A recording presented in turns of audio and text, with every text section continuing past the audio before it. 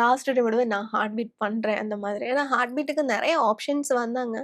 But முதல்ல என்ன அவரு பார்த்துருக்கு ஃபர்ஸ்ட் விஜய். நான் மோதலும் காதலும் டெலிகாஸ்ட் ஆகுறதுக்கு முன்னாடி ஒரு விஜய் டெலிவிஷன் அவார்டு வந்திருந்தது. ஓகே. ஸோ அந்த இதுக்கு நம்ம மோதலும் காதலும் டெலிகாஸ்ட் ஆகணுன்ற இதுல நம்ம எல்லாருமே அங்க போய் அட்டெண்ட் பண்ணேன். ஸோ அப்ப என்ன பார்த்துருக்கு இவரு. ப்ரொடியூசர் எல்லாருமே என்ன பார்த்துருக்கு. ஸோ அந்த பொண்ணு தானே அந்த அந்த டைம்ல என்னோட ஹேர் எல்லாமே வந்து கோல்டன் ரிட்ரீவர் ஹேர் மாதிரி இருக்கும். ஃபுல்லா கலர் எல்லாமே. ஸோ அதுதான் இவரோட மைண்ட்ல இருக்கு.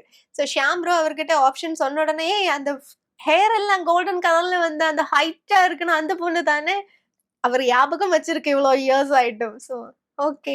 நானும் சொன்னேன். ஓகே சொன்னேன். நெக்ஸ்ட் ஒரு 3 மந்த்ஸ்க்கு அப்புறம் வந்து லுக் டெஸ்ட் எடுத்து ஓகே.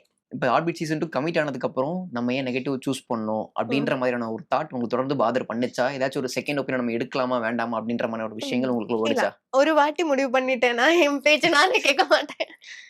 ஆ எனக்கு வந்து என்டர் ஆயிட்டேன்னா என்டர் ஆயிட்டேன். நான் கம்ப்ளீட்டா அதுக்கு என்டர் ஆன மாதிரி தான். இப்ப சொன்னேன்ல நீங்க நெகட்டிவ்ன்னு. ஆக்சுவலா அது நெகட்டிவ் அல்லங்க. அது இனிமே தான் தெரியும்.